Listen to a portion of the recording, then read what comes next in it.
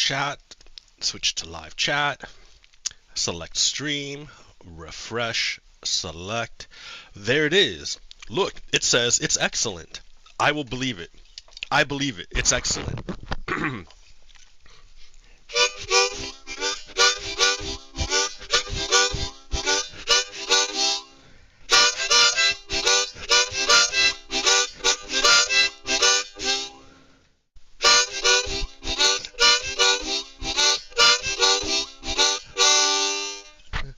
Good morning, hello, welcome to yet another episode of Redstone Lapis Lazuli. It is I, your host, Pogo Kiddo. Oh, yo. Let's see, switch, bap, and then switch. It's gonna be awesome. It's gonna be great as soon as it pops in. Oh, there it is. Yes. Whoa! Bum bum bum bum bum bum bum bum. There it is. There's my so I'm standing on like nothing. And there is the Statue of Liberty, at least my Minecraft rendition of it. It is done. It's done, right? It's done. I don't need to worry about it anymore because it looks a little bit different from far away.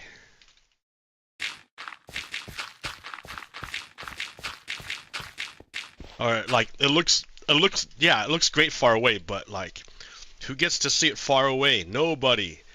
Unless you're way down there. So you can't really see it from here. But yeah, isn't that cool? Yes, thank you. Alright. It's done. So the Statue of Liberty got the little beacon on there. It's coming out of the torch. The torch with the flame of freedom. Oh man.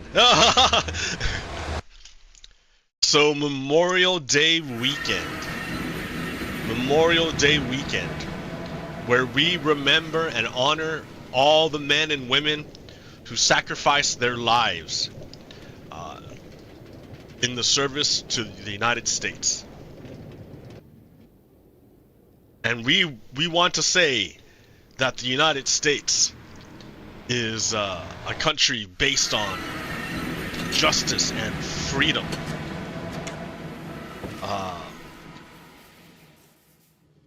Yeah, so that's what it looks like far away. La la.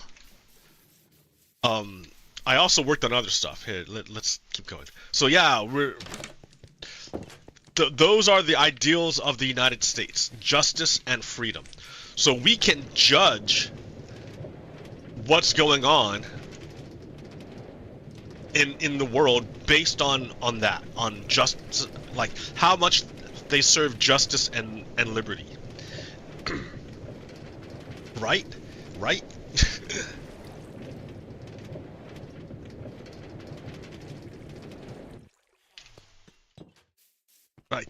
These are not like, I mean, you can't observe justice and liberty directly. You can only observe justice and liberty indirectly through their works, their fruits.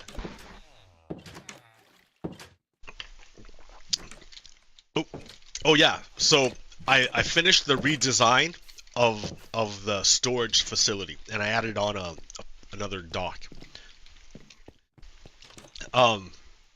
Yeah, storage facility. So this one like actually works. This one works. The problem with the last one was that it was split between 4 chunks. This one is all one chunk. So I can demonstrate that real quick. Ta-da! It's all in this chunk. At least the redstone is. Like, the boxes are in a separate chunk, but that's okay, right?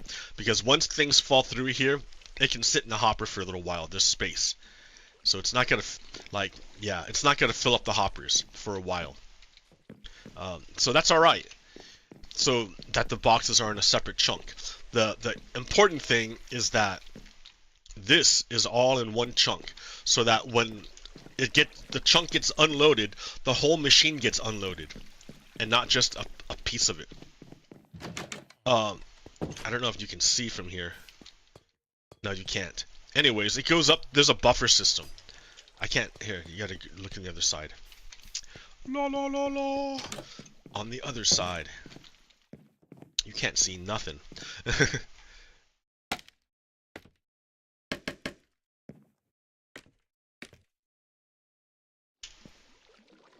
Okay. So the water stream comes to this little water elevator because it was too small, and goes up 2 blocks. Then it moves over to these hoppers. 2 hoppers feed into this chest, into this one chest, and that chest just holds things, so that things aren't sitting on top of the hoppers waiting to get processed. And then from the chest, it goes into this system. In fact, I can probably shorten this. Like, all I have to do is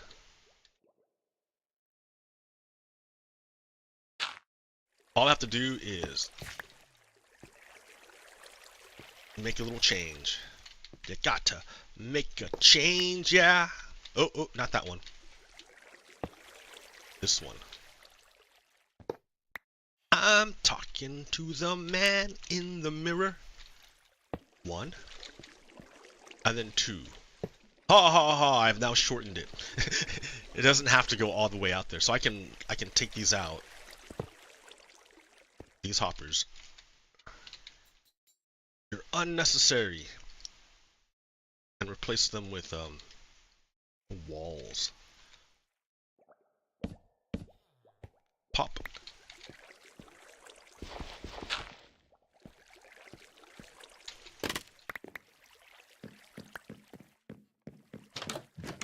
So yeah, all of Minecraft is built upon 16 by 16 chunks.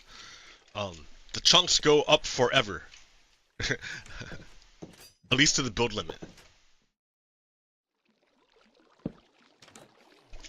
There we go. Nice and pretty. So yeah. I built this nice little and that fixes the problem. The problem I had was that the machine would always break. Because I would unload half of the machine, but the other half of the machine would still work. So crops would be coming in, and it'd go into the unloaded chunk, and the machine would like not be loaded, so it'd break. It'd go in the wrong box. Happened over and over and over again until I fixed it. So yeah, I had to remake the train station to be a little more compact, but I preserved the housing. Like, this guy's house still stands, so it was a win. And I got to use the track. I used almost all of the existing infrastructure. I didn't hardly have to do anything to the existing infrastructure, which was great. Fantastic.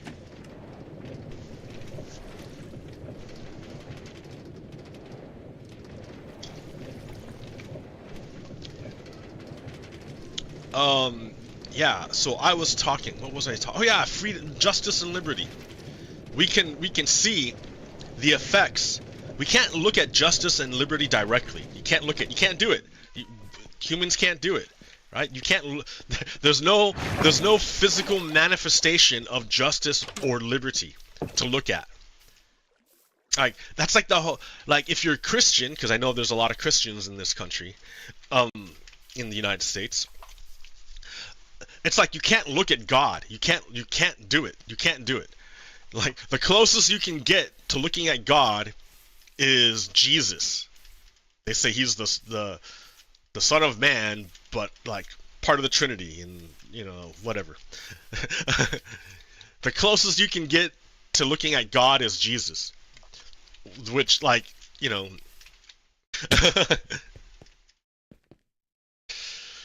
So it's the same thing with justice and liberty. You can't look at justice and liberty. There's no material foundation. I mean, not foundation. There's no material avatar for justice and liberty. It has to be justice and liberty emerge from conditions that promote it. Like, so we can tell, we humans, even though we can't look directly at justice and liberty, we can look at the conditions which would bring rise to justice and liberty. And we know we have justice and liberty because we can feel it, and we can see it in the world through representations. So let me see what I got here. That is not going to go at all into a segue for anything.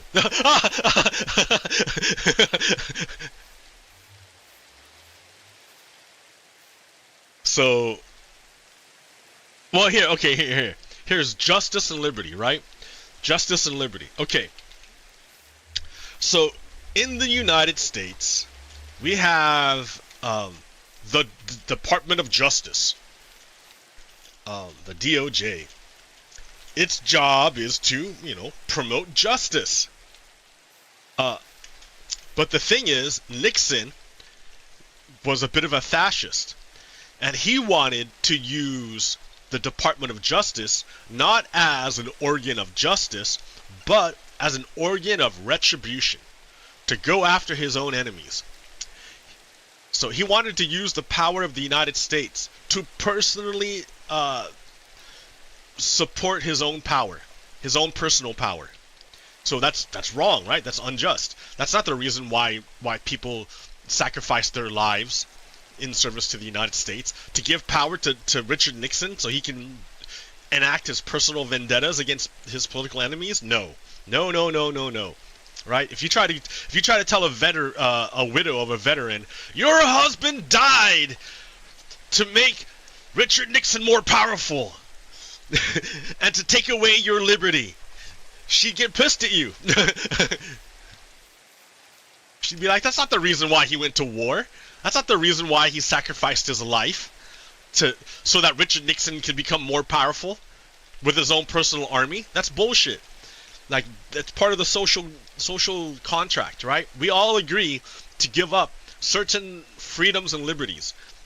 Because in the state of nature, we have all the freedoms and liberties, right?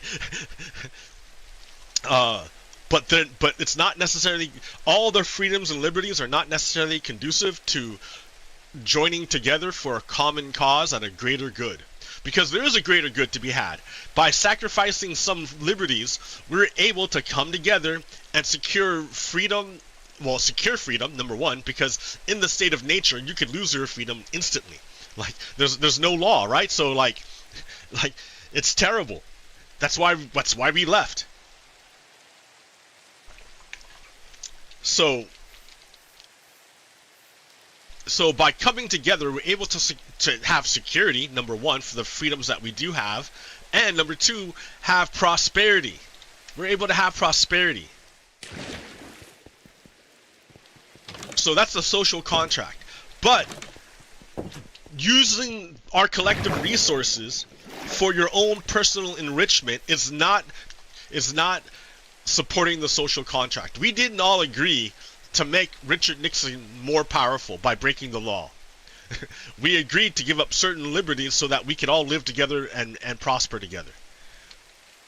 Not for one man to have his own personal army.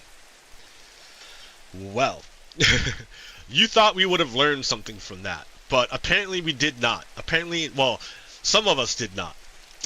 Some of us did not learn the lesson about the fall of Richard Nixon. So it metastasized. It got worse. And that turned into Donald Trump. Donald Trump is a criminal. He's a con man. He's a rapist. He's a sexual assaulter. He's a sexual predator. Like, and you say like,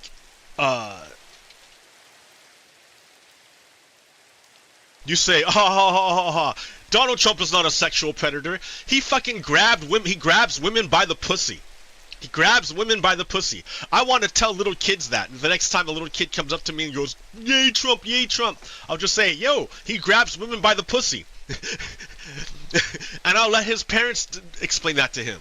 Because I'm not lying. I'm not lying. The truth is not a sin.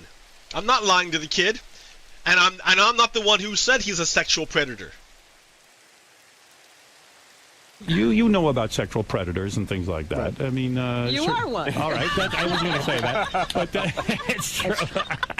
You know about sexual predators and things like that. Right. I mean, you are one. All right, I was going to say that, but that's true. It's true. It's true. It's true. So Donald Trump is like the worst human being to be president. And Donald Trump, like, got a taste for power the first time. But when the white Americans, because, you know, let's be honest, it's mainly the white Americans. When the white Americans decided to give him another chance, to let him do it again, he is going full fascist. And he's turned the Department of Justice into his own personal army. And so is that something that is... Like, how do I clear that? Is that something that is going to glorify justice and liberty by turning the Department of Justice into your own personal army? No! It's a perversion of justice. It's a perversion. So, according to the Wall Street Journal, the Supreme Court has its own dedicated police force, but other federal judges are protected by U.S. Marshal Service, which reports to Attorney General Pam Bondi. And Pam Bondi is a lackey. There's no independence. She has zero independence from Donald Trump. So she is going to do whatever Donald Trump wants. She turned the Department of Justice into Donald Trump's personal army. Security Committee members worried that Trump could order the marshals to stand down in retaliation for a decision that didn't go his way. Because he's already talking shit about judges, Donald Trump. Biden never said a word about any of the judges. He never ever said a word. No president talks shit about judges, except for Donald Trump, because his base are fascists. So, like... That's why he's able to do it, because his base are fascists, and fascists don't care about justice. So Security Committee members worried that Trump could order the marshals to stand down in retaliation for a decision that didn't go his way. They weighed one potential, provocative solution. What if they commanded their own security force? Which they're trying to do, right? Democrats have introduced a bill in the House to move the marshals from the executive branch and to the judicial branch. That way the judges will be protected and are not dependent upon the executive branch. Because the executive branch is what? Bought by a fucking traitor. It's owned by a traitor. Donald Trump and his billionaire buddies have corrupted the executive branch. So this guy, or person, Blue State Dawn, said, if Trump withdraws the marshals from judiciary security duties, that will be a direct and immediate message to his violent supporters to physically attack judges. It's stochastic terrorism, plain and simple. Yep, that's how a lot of mob bosses work, through stochastic terrorism.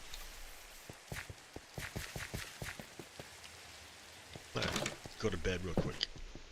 Go to bed real quick.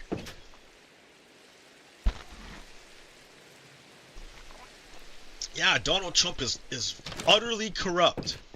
Utterly corrupt. So I can't abide by people who support Donald Trump. I can't handle it.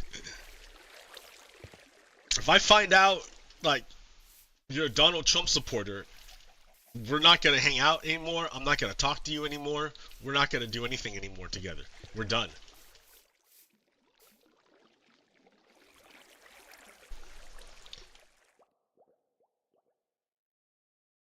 So Donald Trump, you know, his first three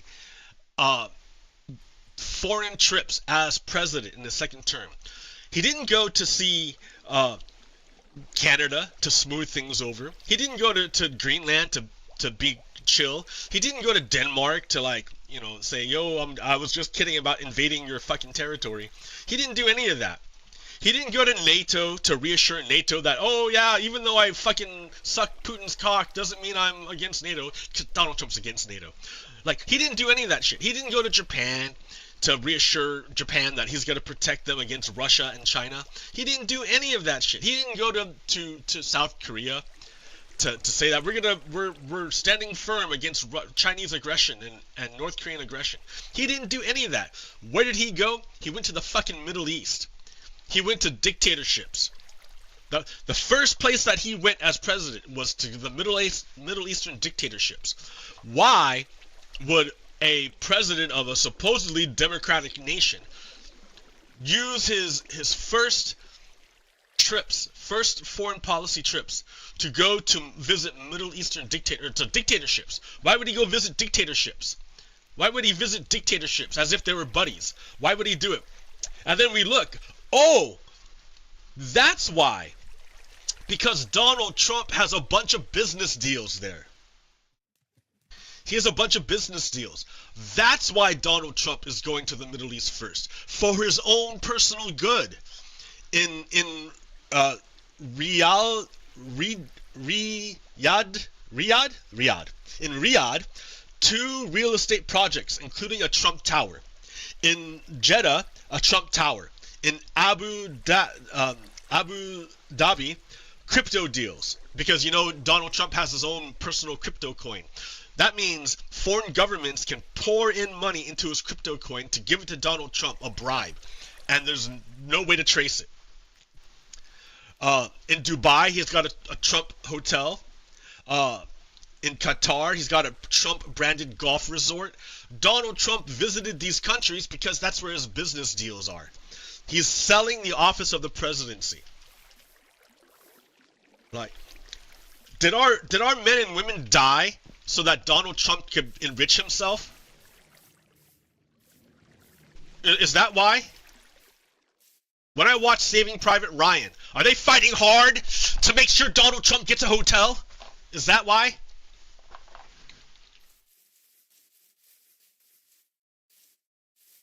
Happy Memorial Day. Let's remember the men and women who gave their lives in service to the United States. Donald Trump is selling the office of the presidency to enrich himself by being buddy-buddy with dictatorships.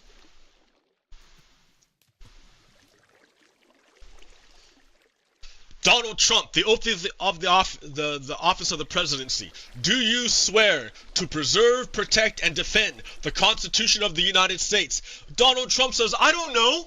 I have to ask the lawyers.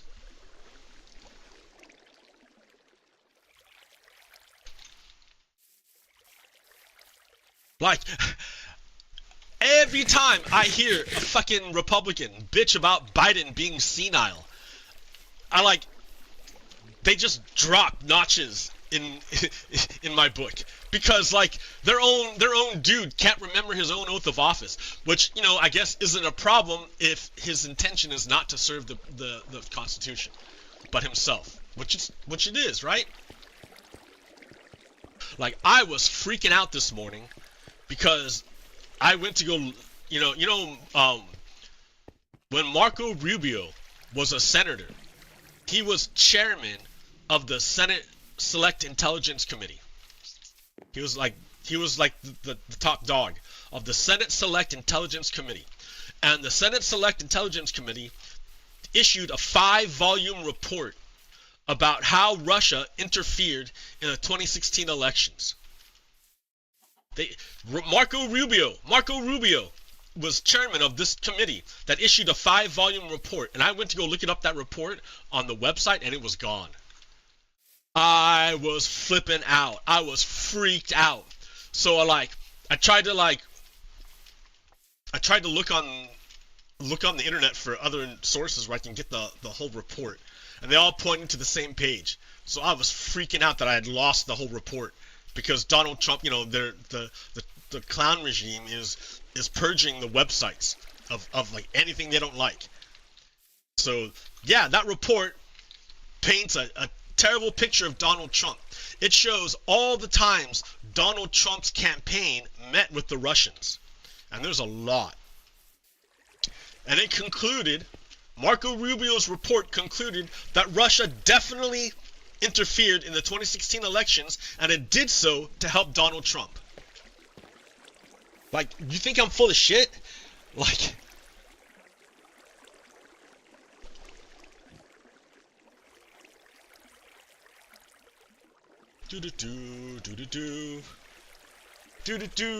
let's fucking look at it, right? Look real quick. I found it, right? I found the report. It's on. I saved it on my computer, so I still have it.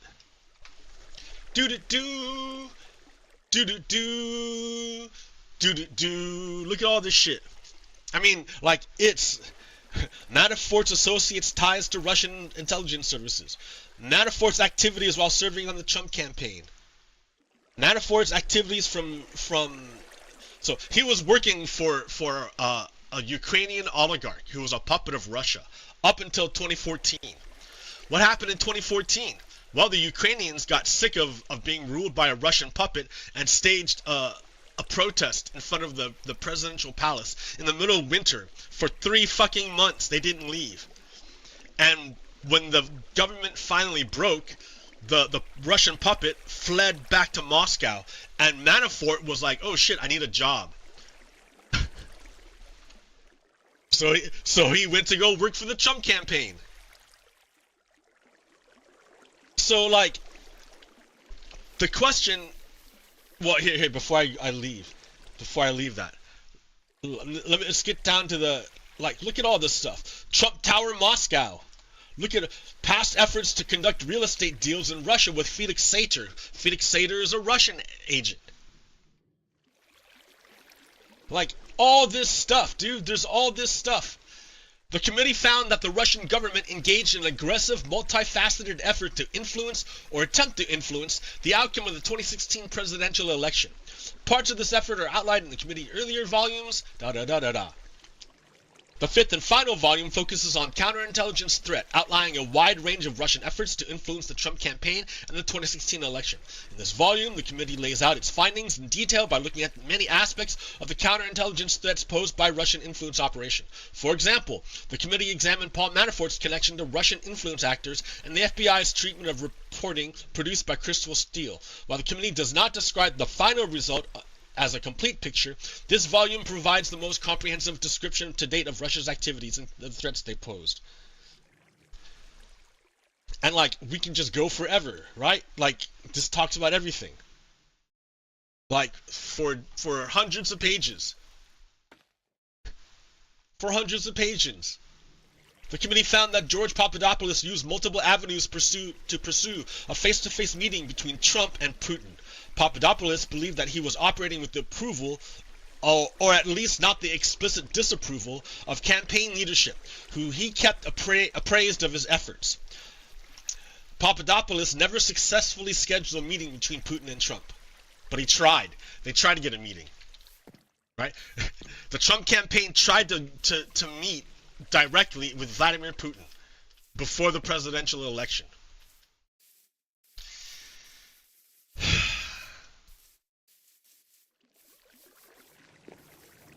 So yeah, Donald Trump is a criminal, a traitor, a rapist, a sexual assaulter. He's a bad guy, right? So the people that follow him are bad people, right? I mean, like, do you go find your local rapist and become his fanboy? Do you do it? Why not? He's so cool. He raped someone. Don't you want to be associated with that? So, like, the same way you would shun a person that fanboys a rapist, you ought to shun the fanboys of Donald Trump, because he's a terrible human being.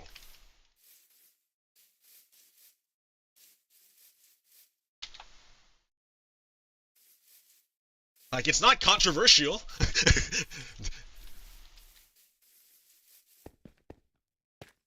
It's like, yeah, you might have people who are out there saying, oh, Donald Trump is such a good man, but you know right away they're stupid. They have absolutely no connection to reality. And there's a lot of Americans like that. Like, what is the nature of their disconnect? Is it white supremacy? I mean, of course, that permeates everything in the United States. White supremacy permeates everything here. So yeah, there's an aspect of that. There's an aspect of white supremacy to the worship of Donald Trump. But you can disregard people like that, right? That's the person you shun.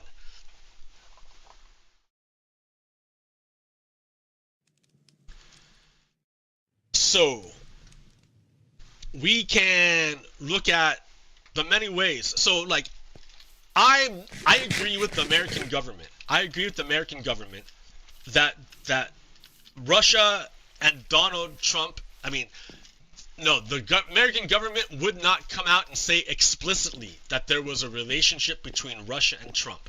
They never did. They would never say it explicitly. But you can infer such a relationship exists because of the innumerable contacts, hundreds and hundreds of contacts between the Trump campaign and the Russian government. Hundreds and hundreds of contacts. I infer that there's a relationship, a clandestine relationship between Donald Trump and the Russian government. And like I can't see it directly, just like but I can look for signs that point to its likelihood. Just like I can't look out, like it might rain overnight, and in the daytime, in the next morning, I wake up and I look outside, and is it raining? No, it's sunny. But how can I know that it rained last night? Well, there are fucking puddles all over the place. That's why. Everything's wet. Even though I don't see the rain directly, I see the effects of the rain afterwards. So I can infer, oh, I didn't see the rain directly, but I can see that everything's wet. So I infer that it rained. Same thing with Donald Trump and Russia. No, we didn't see directly the actual handshake between Russia and Trump. No, we didn't see that, but we can see all the things that come out of it. What are the things that come out of it? Number one, Donald Trump has abandoned Ukraine and promotes Russia. Number one, that's the thing. He abandoned Ukraine and he promotes Russia. Number two, he attacks all the American allies. He attacks Mexico, Canada, Japan, Denmark, the EU, everybody. He attacks them how? Not through military means, but through economics, with the tariffs. Now, I say attacks them, but really it's attacking you and me. He's attacking us. Because who pays those tariffs? Who pays the tariffs? Who pays the tax? It's not China. China's not paying the tax. China just takes that tax and puts it on top of the price that you pay. So fine, all right. China, oh, I'm the Chinese manufacturer. Now there's a tariff. I have to pay a 25% fee to sell my product in the United States. Well, I'm not gonna fucking pay that. Instead, I'm just gonna put it on top of the price of my product and then push it on. And then now the shipper is shipping it and going, oh, I have to pay an extra 25% in order to ship this. Well, I'm not gonna fucking pay that. I'm gonna put this on top of the price and push it on to the next person. So then you, the buyer, you come along and you go, holy shit, this is now $25 more. Like, so you're like, like, what are you gonna do? I'm not gonna pay it. I'm gonna push this cost off to where? Where? Who are you gonna push this cost off to? You either pay the tax or you don't get the product.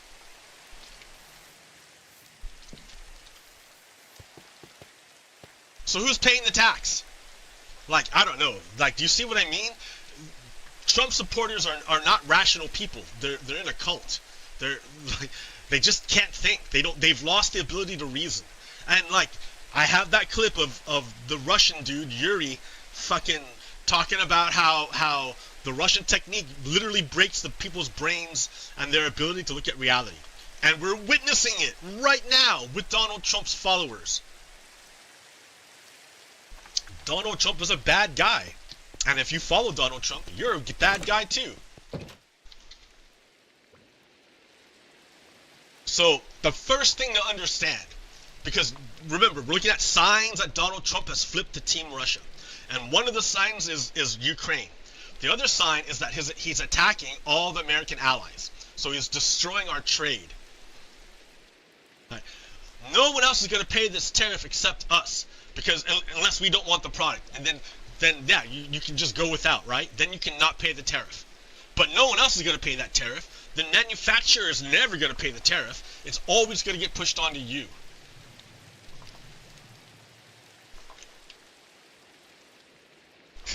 Alright, hold on. No. This is not in the right order. So, where's the tariffs? So, what are the results of the Donald Trump tariffs? What's going to happen, right? If China's not going to pay them, if the shipper's not going to pay them, if the manufacturer's not going to pay them, who's going to pay these tariffs? The companies, right? The companies, the American companies. They're going to pay the tariffs. No, you dumbass, no! No, it's you! It's always going to be you. Nike will raise prices on a wide range of products as soon as this week. Why would they raise prices on a wide range of products? Because of tariffs.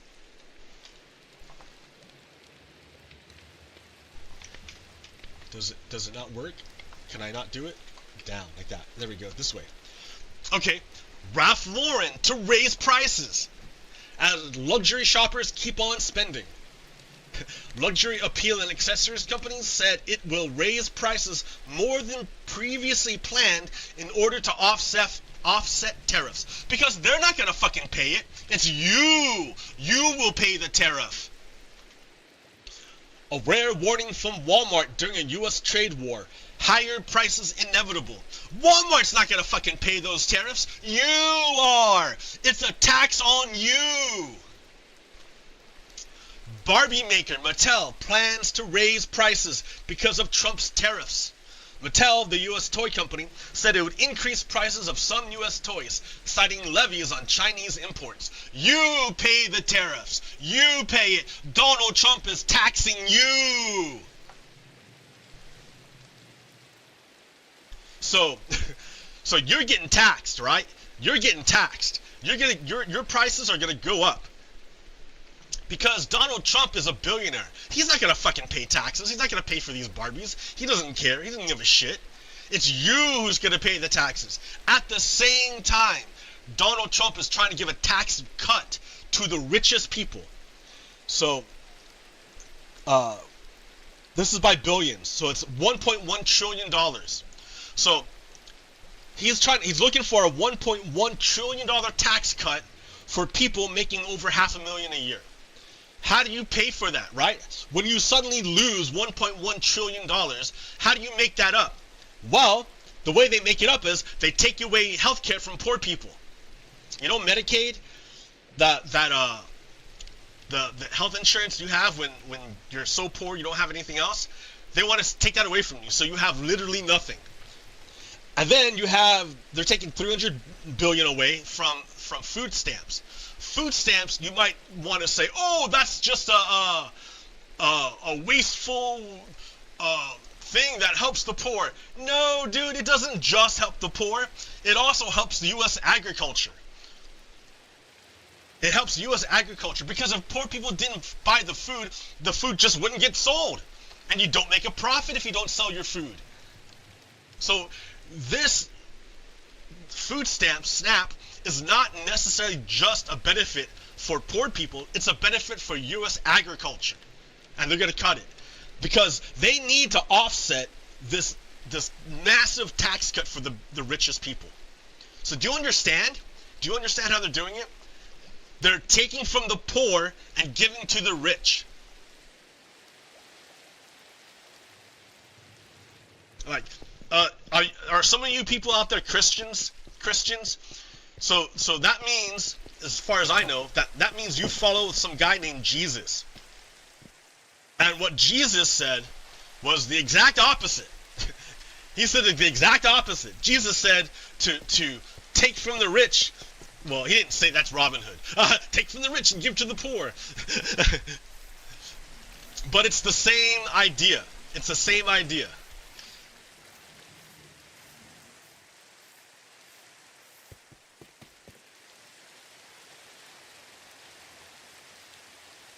So, yeah. What else do we got going on? Okay, so we have this massive shift, right? In a redistribution. We're doing a redistribution. We're taking from the poor and giving to the rich. That's the redistribution. Okay, so what does it mean though? What does this thing mean? So this means that net interest, the interest that the United States pays on its debt, right? The interest payments are projected to become the largest federal expenditure by 2042. So if we do nothing, if the Donald Trump tax cuts or tax increases continue, we're gonna end up by 2042. Our biggest expenditure will be the interest on the debt. So you can see here, right? It's just going up and up and up, right? How come? Why? Why can't, like, why? What is this? What happened? Like it just like went insane. What happened? And that question is, or that answer is, the United States stopped taxing the rich. That's it. That's it. The United States stopped taxing the rich, and its debt exploded. So let me show you what I mean. This graphic. This graphic is from the New York Times. The New York Times had a story about the effective tax rate over time in the United States. So up here in the 1950s, that's when President Dwight Eisenhower created the U.S. interstate system. Before Eisenhower, all the states were disconnected. They had a bunch of fucking country roads that connected them, but that was it. A bunch of country roads. It sucked. It was really, really hard to distribute anything throughout the country because the roads sucked. Eisenhower saw that how the Germans did it with the Autobahn, like a road that connected the whole country. And Eisenhower was like, that's a brilliant idea. I think we should do the same thing here in the United States. Create a highway system to connect the whole country. And he did it. How did he fund it? With a 70% tax on the wealthy. The richest people, the richest top 400 people paid 70% tax rate, effective tax rate. They were still the richest people in the country.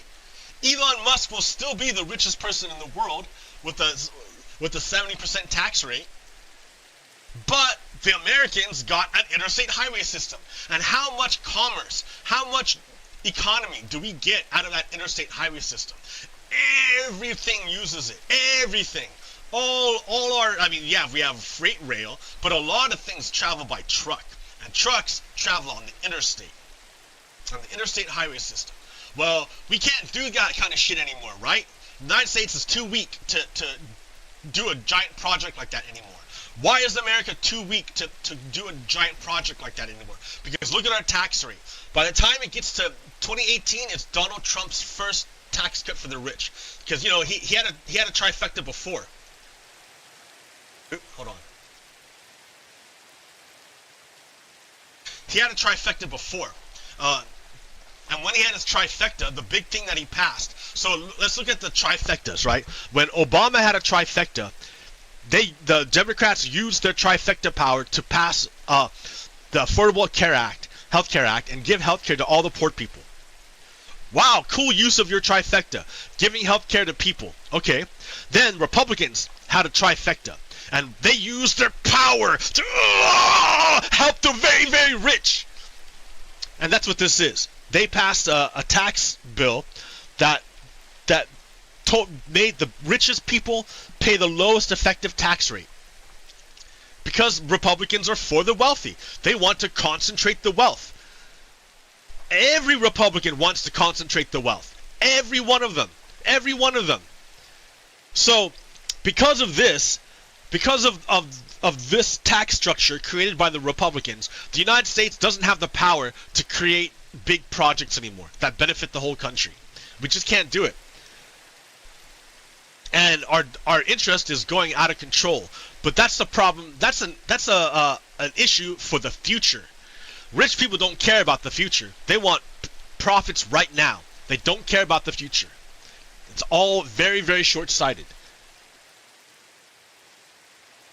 So remember, our veterans fought and died in World War II to create an economy where we can tax the very, very richest to help the very, very poorest. Now, in 2025, it's going to get worse than this. The next tax scheme is going to be worse than this. And what is this? Did our people fight and die, so that the very, very richest people would pay the very least, and the poorest people would pay like a lot more? The most they've ever paid? No.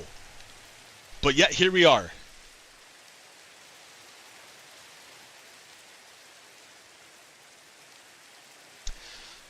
So here's another way of looking at the Republican tax plan. This is another way of looking at it. So if you make more than $360,000 a year, it's fucking baller for you, man. It's awesome, right? You're gonna, like, if you have $360,000 a year, you're fucking loving it. Hold on.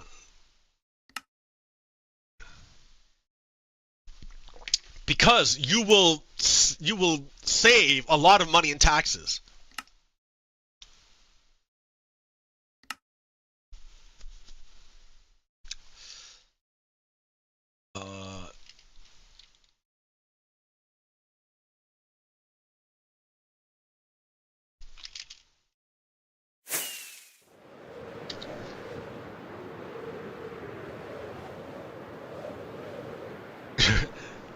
So this is an image of Elon Musk's wealth, or this is like a model.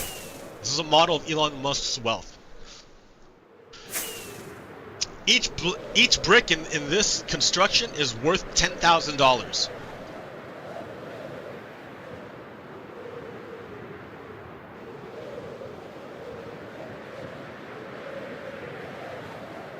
So there's Elon Musk. And here's the poorest people.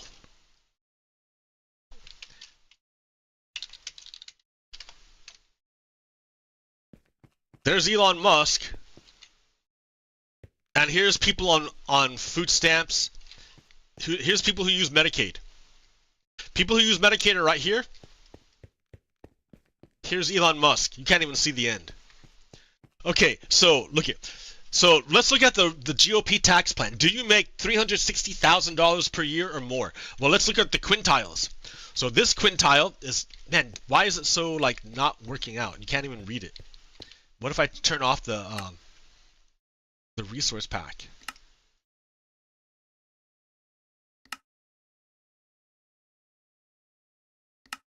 Okay, there we go. So this is the lowest quintile.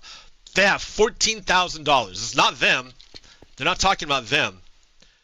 That's 71. No, that's not them. 159, not them. So maybe them. 74. So yeah, maybe in between here. So in between, if you're in between, like, we'll say 85, right? 85 percentile. If you're at the 85th percentile, you are making bank. Your taxes will decrease substantially. But if you make more than $914,000, almost $1 million, which is like these guys right here, right? If you make this much money per year, your taxes are going way down. So if you're a billionaire, you're fucking loving it. Yeah. Right? Okay. So I don't know how many millionaire friends I have. I don't think I have any. I don't think any of my friends are millionaires. Like, maybe I'm a bad person. I don't know. But I have no millionaire friends.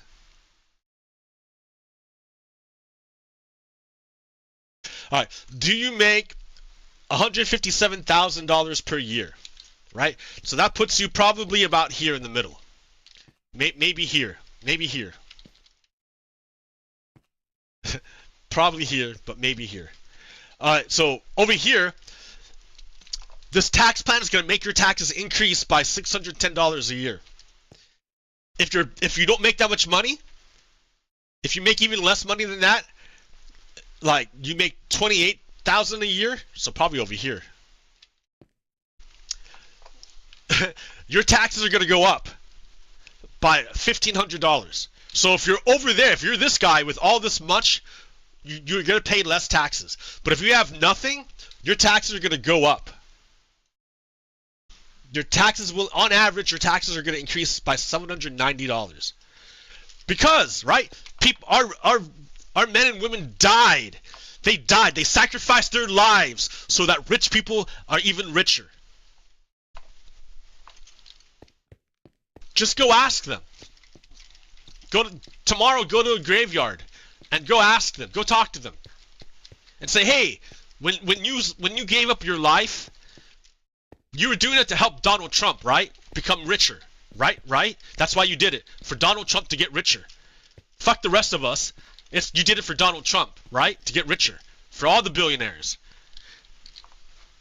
Go ask them. Don't listen to me.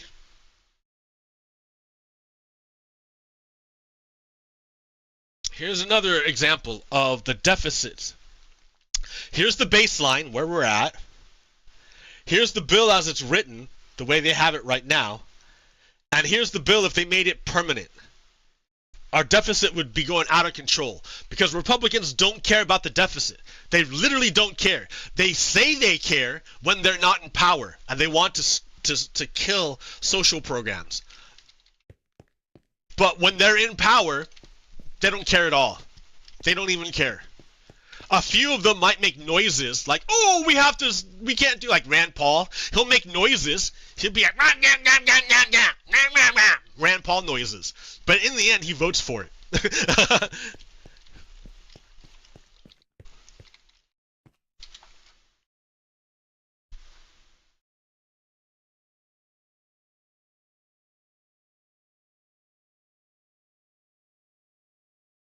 Yeah, Trump weaponized the government. So we have the Department of Justice investigating Act Blue, which is the organization that collects donations for Democrats. You have the Federal Trade Commission investigating, or no, is that some, maybe FTC? That broadcasting? I don't know. Well, yeah, the government investigating Media Matters, which is a liberal publication. You have Department of Homeland Security targeting Harvard. You have the executive office going after Dem-allied law firms. If your law firm prosecuted Donald Trump, he's going after you now. A U.S. attorney charging a Dem lawmaker with a crime. So that's referring to Rep. McIver. She and the mayor of Newark conducted their lawful oversight of an ICE detention facility in Newark. Then they walked out of the facility. They left the facility and gave a press conference. Federal agents left their compound to come arrest the mayor of Newark and drag him back inside, which is what they did. But they couldn't get anything to stick to him. So instead, they decided to charge Rep. McIver. They don't have anything. They have nothing on her. But the whole point is to create a spectacle. The truth doesn't matter to them. It's just the spectacle. They can sell it on Fox News. It doesn't have to be true. Their people will eat it up anyways. Because they're in a cult. You have FBI arresting a liberal judge. So, yeah, that judge was like released like right away. It was, but Donald Trump is trying to bully the judiciary and other branches of government into giving up to fascism, his control. Fuck Donald Trump. So another way that he's wrecking us. The USDA just announced that they will no longer require poultry companies to limit salmonella bacteria in their raw products. I'm sure it's totally unrelated, but the largest single donation to Trump's inauguration fund came from Pilgrim's Pride, a chicken processor. They donated $5 million. For the low price of $5 million, a corporation can poison the working class for higher profits. Because who's going to eat that chicken? That salmonella-laced chicken? Me and you. The government is supposed to protect people. And it is doing the opposite under Donald Trump. It's protecting corporations by being bribed.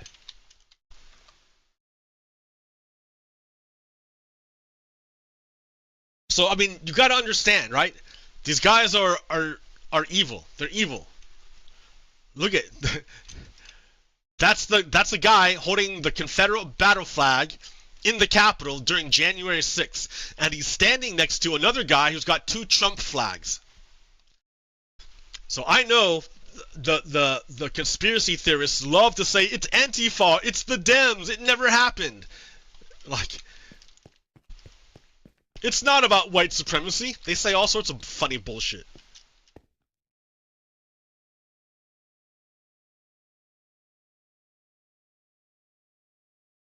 What else do I got? The Biden economy versus the Trump economy.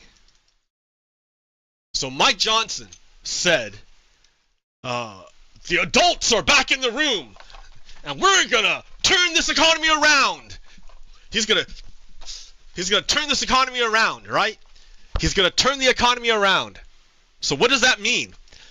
Are you going to do better than 4% unemployment with inflation below 3% and the economy growing at 2.8% in real terms? Because that's the economy Trump was given.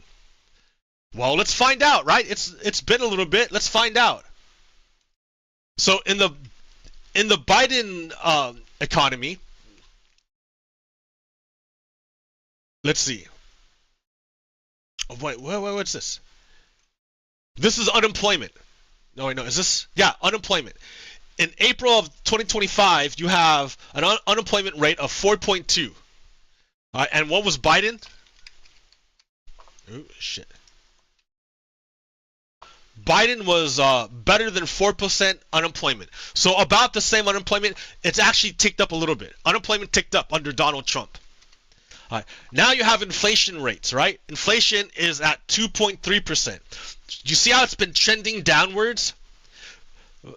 Like, it was crazy in 2021 and 2022, but then it started just trending downward. So like, I don't know if you can attribute that directly to Donald Trump or not, because it's been already trending downward.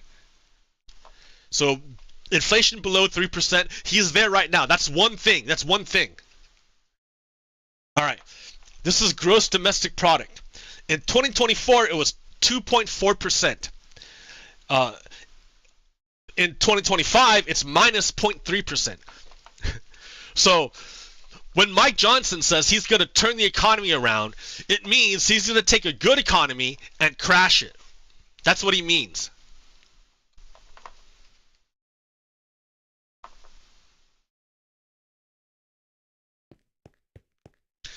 Donald Trump is going to take a good economy and crash it.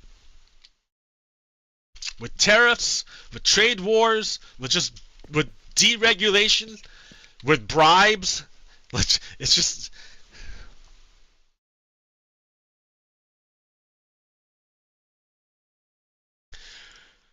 But that's the thing about Republicans, right? They literally don't care about the truth. They literally don't care. They don't fucking care about the truth. They don't care. And if you feel that the truth is God, it means they don't care about God.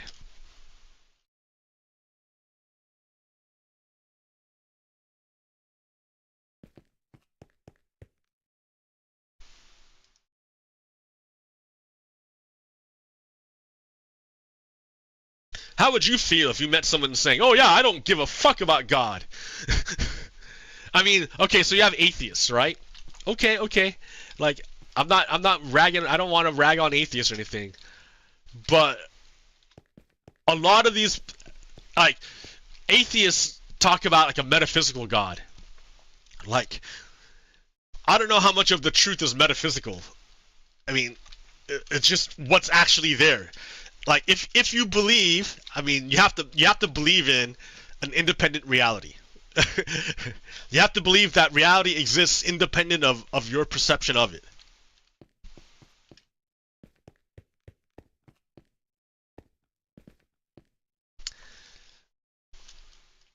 So if you believe in an independent reality,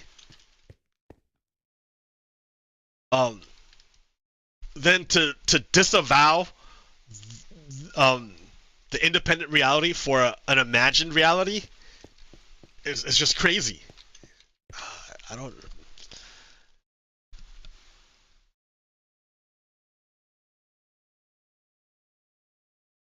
What else do we got here? I got so much, I don't even know where to, like, it's all just all over the place. So Utah, right? Utah lawmakers' own study, its own study. Utah commissioned its own study into transgender, gender-affirming care, healthcare for trans people. It commissioned a study into that, to find out about the healthcare for trans people. Right? They're saying, oh, we believe that this is bad, but we want to make sure. So let's ask the experts. And then the experts did it, right? They took a few years to really do it, write a big fat paper, and then present the paper about their findings. So the study was commissioned under the 2023 law that prohibited gender-affirming care for minors. So they blocked healthcare for people and said, okay, we're blocking this healthcare until we can find out what it does. So what does gender-affirming healthcare do to kids? What's the result? Utah's ban on gender-affirming care for transgender youth was meant to be a moratorium, giving lawmakers the chance to reevaluate the policy once experts reviewed research on the impacts of treatment. So they're like, we're going to pause this long enough to find out the effects of this treatment upon kids who receive it, right? This week, nearly 2.5 years after the law took effect, lawmakers received the findings of that study. They finally got the results. Utah healthcare experts concluded in a more than 1,000-page report, overall, there were positive mental health and psychosocial functioning outcomes as a result of gender-affirming care. Turns out gender-affirming care is fucking great for kids who need it. Right? Right? Isn't that what they've been saying anyways? The kids getting this care? So what we're hearing is scientific confirmation of what the lived experiences of people had already been telling them. Like, people live this experience and then testify, yeah, this stuff is great. And now we have science coming, oh yeah, this stuff actually saves and helps kids. Isn't that great? Isn't that great? But some Republican legislators are already dismissing those findings. Dismissing the results of their own study? Young kids and teenagers should not be making life-altering medical decisions based on weak evidence. What the fuck, weak evidence, dude? There's a 2.5-page or year report, 1,000 pages. That's not weak evidence, you fuck. So who's that dumbass who said that? Catty Hall. What a fucking dumbass. And she's the sponsor of the 2023 ban. So she's the one that said, oh, let's wait until we get scientific study done. So the scientific study came back, it said the exact opposite of what she believed, and now she fucking throws it away. Because she doesn't give a fuck about the truth. She's a fucking fascist. She doesn't care. She's all about power.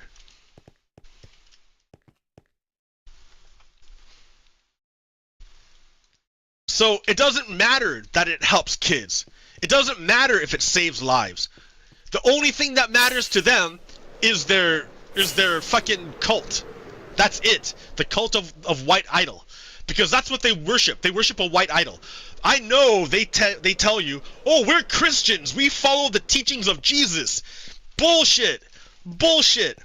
All you have to do is look at the fruits of their labor. They take away from the poor and give to the rich. They hurt kids on purpose. On purpose! It's not an accident.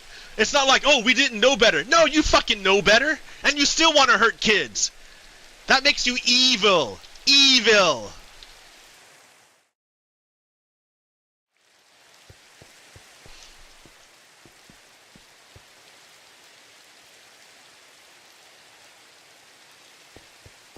That's a lot about what the Republicans are. They're just evil people. I mean, what kind of person can literally own another human being, torture them for their entire lives, steal their children, rape their women, deny them any fucking human decency? You're evil. That's the culture. That's the heritage. The culture. Evilness.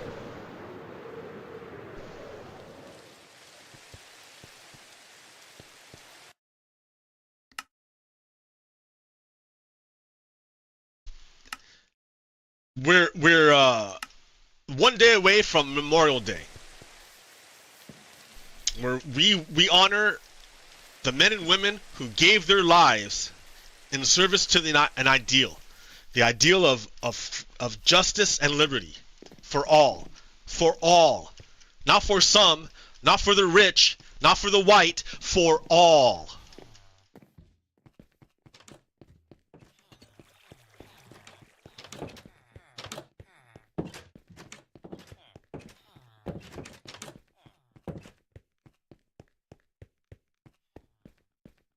Everyone. I'm getting a pretty big chicken population here just by collecting the eggs and then throwing them. I just pick up the eggs that are lying around and throw them, and then sometimes one of them breaks into a chick. Like that right there, see? What's up, chick? There's gonna be a whole colony over here. Whole chicken colony.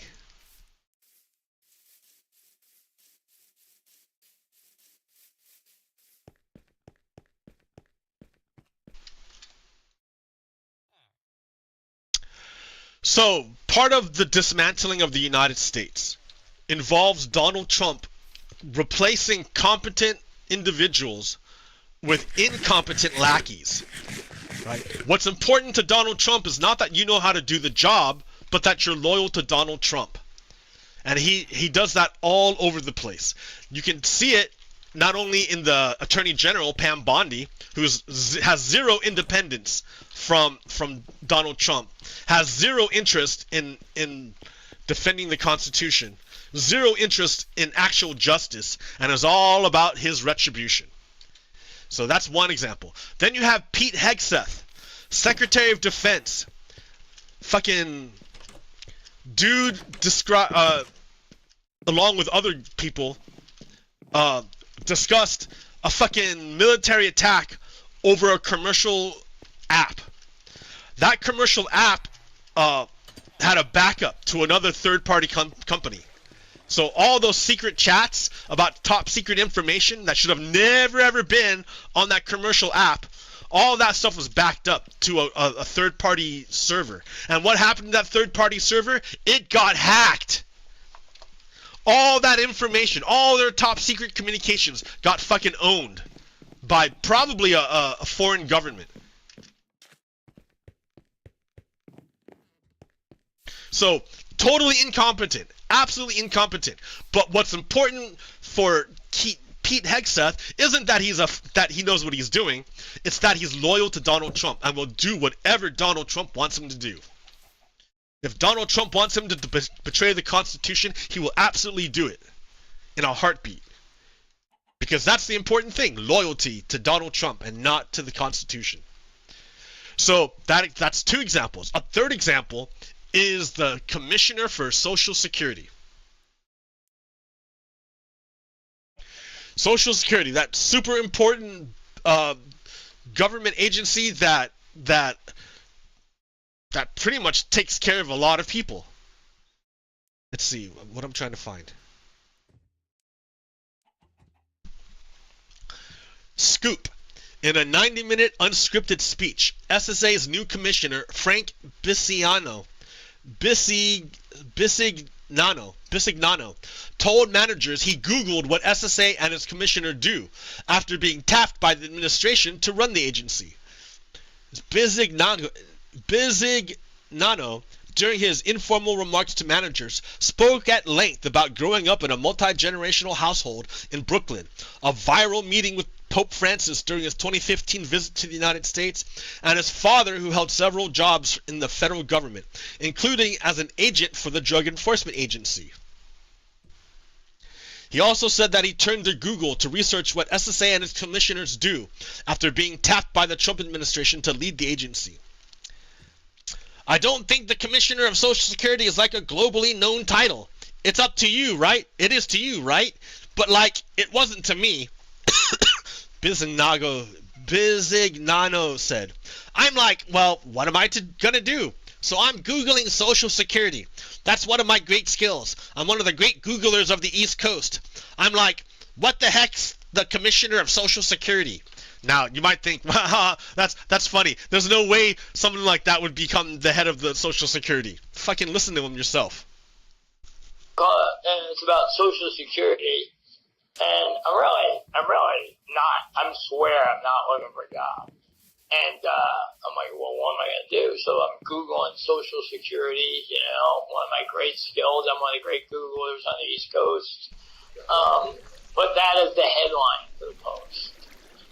Great Googler in chief, chief and Googler or whatever. By the way, I like to have fun at work. You know, we're allowed to laugh, we're allowed to have fun, we're allowed to know each other's families, we're allowed to be normal. How's that? I'm like, what the heck's the Commissioner of Social Security? First, nobody said we're calling you if it was about Social Security, so I'm trying to figure it out. And it's about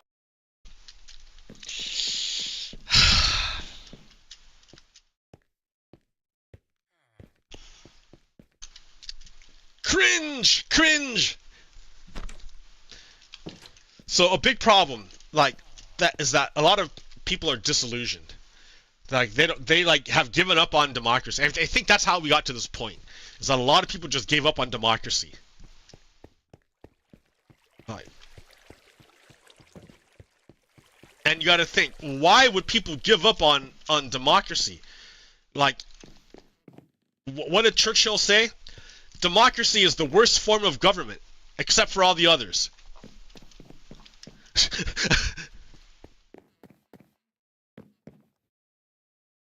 But why would people give up on it? And then you got to look. Well, let's look at Congress. So, in Congress, 51% of the people in Congress are millionaires. More than half. The majority of people in Congress are millionaires. But in America, only 5% of the population are millionaires. But yet they have 10 times the representation in Congress. You might think that might skew things just a little bit, right? All right, white men in Congress. Like 3/4 of the people in Congress are white men. 3/4. The vast majority of congressmen are white men. But when you look at America, white men are less than 1/3 of the people. They have massive representation in Congress compared to their appearance in society. Then you look at women, right? You look at women. So in Congress, women make up 20% of the whole thing. Only 20%. But in society, they're 51%. They're massively underrepresented in Congress, which is why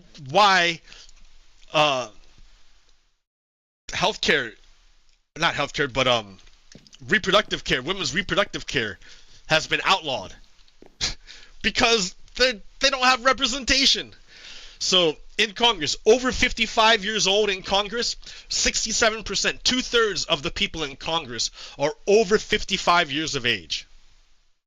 All right. But in America, over 55 only represents 28%. So what you're seeing is a complete disconnect between our representative body and the people they're supposed to represent.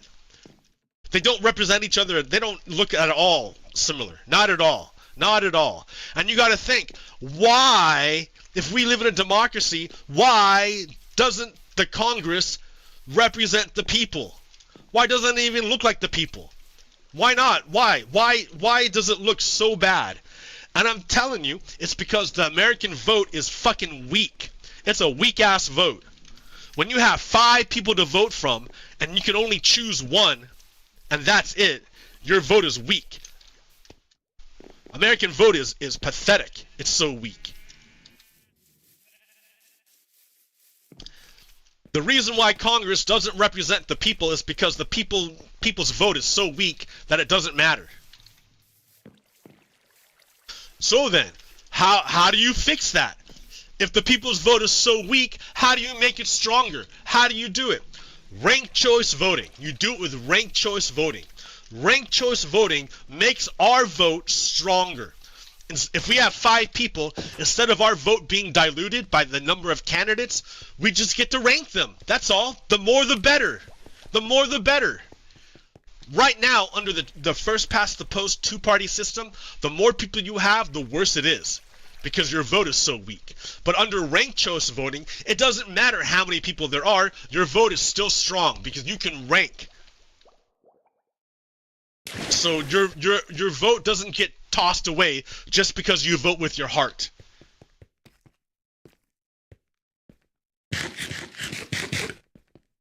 So you remember ranked choice voting, right? Like, I don't want to have to go through it again. But basically, it's a way of transferring your vote. You rank the candidates. And if your number one vote doesn't win and nobody gets over 50%, you find the person with the lowest number of number one votes, and you eliminate them. And you take all their votes and you redistribute them among the number 2. And then you look again, is anyone over 50%? If no, you chop off the lowest one and redistribute their votes according to the ranking. And then you look again, is anyone over 50%? And probably by that point, someone's over 50%. And that's what you want. You want someone with the most approval.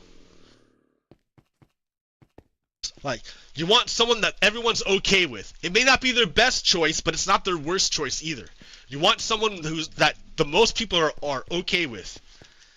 So, ranked choice voting is a way of making our vote stronger, right? That's improving democracy. Like, how do I know that ranked choice voting improves democracy? I look at the number, because I can't look directly, but I can look indirectly. The way I look indirectly is like this. Wow. Ranked choice voting in the United States and localities. So you can see on this map here, where blue indicates ranked choice voting is used or is scheduled to be used in some locations. The green shows ranked choice voting used statewide. And the orange is where ranked choice voting is prohibited. Now, if you look there, if you just look at this map and you knew nothing about ranked choice voting, but you knew about the geographic distribution of political United States at this current time, you would see that all the the majority of former Confederate states have outlawed this improved form of democracy. And all the liberal states are moving closer, embracing this improved form of democracy. That gives you a hint. If fascists are against ranked choice voting, it's because it improves democracy. And fascists are opposed to democracy. In Alaska,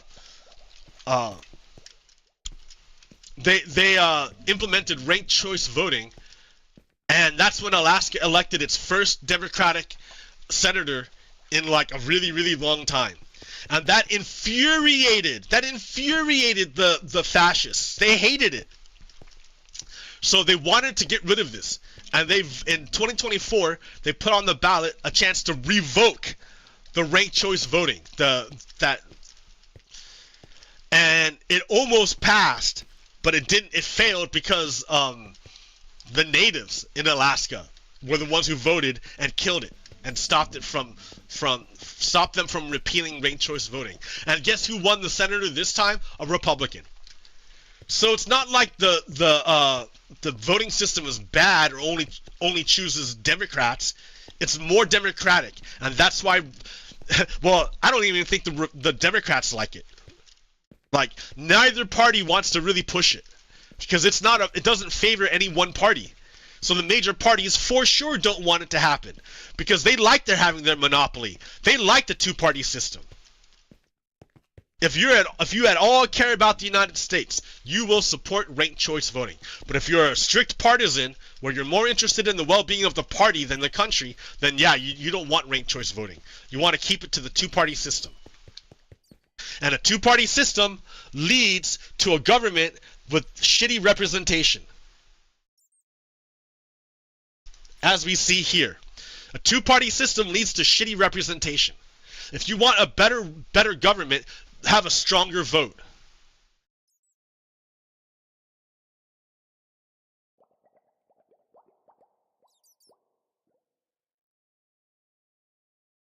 Okay. That's enough bitching for me. I commented on a story on Facebook because KRNV is owned by Sinclair Media, and so is the station in Portland. I forgot the name of it. KATU, Portland. They're both owned by Sinclair Media, but the Facebook stories are different. Like, they have some that are the same, but KATU has a lot less conservative red meat stories, and KRNV has a shit ton of fascist stories promoting fascism. A shit ton. It's ridiculous. So it was talking so KRNV published a story about how Robert F. Kennedy Jr. is trying to discredit the COVID vaccine, right? RFK Jr. is an anti-vax person. He's anti-vax. So he wants to discredit vaccines. They work and they're safe and they save lives, but he's RFK Jr. is like part of the cult. He doesn't abide by truth. He doesn't care what the truth is. He doesn't care what the nature of God. He doesn't care about any of that. The nature of divinity. He doesn't care about any of that. He cares about power and his own personal ego.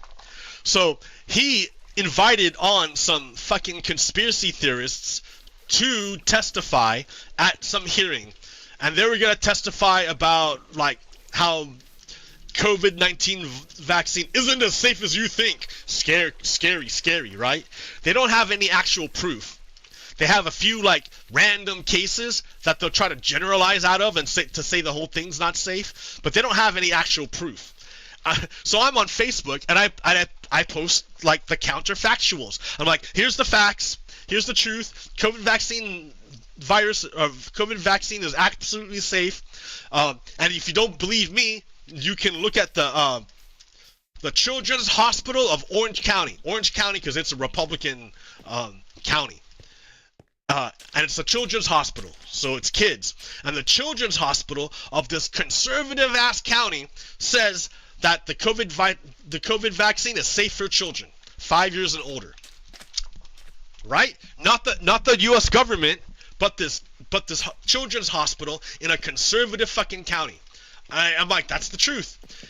And then this dude from this fucking chud from nowhere, out of nowhere, steps in and tells me that I'm an idiot, I'm stupid, and that I don't trust the doctors, that I know more than the doctors. Like, standard, like, it looks like AI. It's so dumb, right? And then I notice, oh, we have a mutual friend.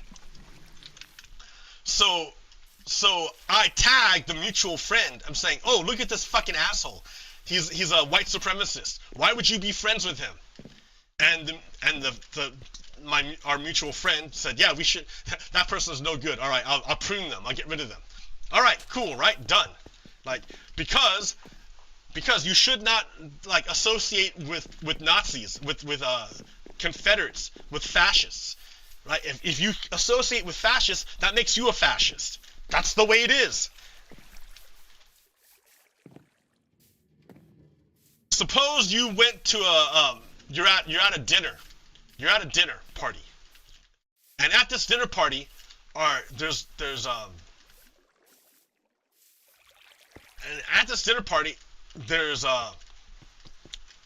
like 5 other people who are fascists, right? So you're at a dinner party, and it's this party. There's 5 people who are known fascists. They're known fascists. What kind of dinner party are you at? You're at a fascist dinner party. That's where you're at. If you associate with Nazis, that makes you a Nazi too. If you associate with fascists, that makes you a fascist too. So yeah, I'm gonna let my friend know that one of her Facebook contacts is a fucking fascist. Of course I'm gonna let her know. But then this other friend comes in and says, you shouldn't pressure your friends into defriending someone like that. I'm like, I'm not pressuring them. You know, it's not up to me. It's your friend. If you want to be associated with fascists, that makes you a fascist too. I don't want to be associated with fascists, so just take a guess of what's going to happen.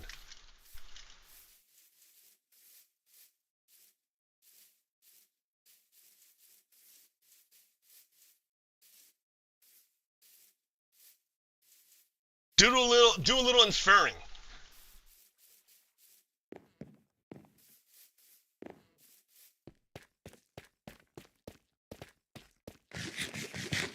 I wasn't making a judgment call on our mutual friend.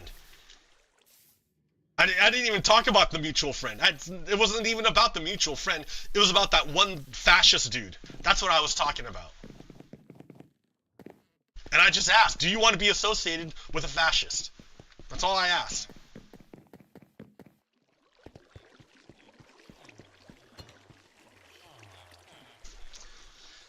Yeah, this is a bittersweet Memorial Day. You gotta ask yourself, did our men and women sacrifice their lives to help Donald Trump become richer? Is that why they did it? He's kicking the poorest people off food stamps and healthcare.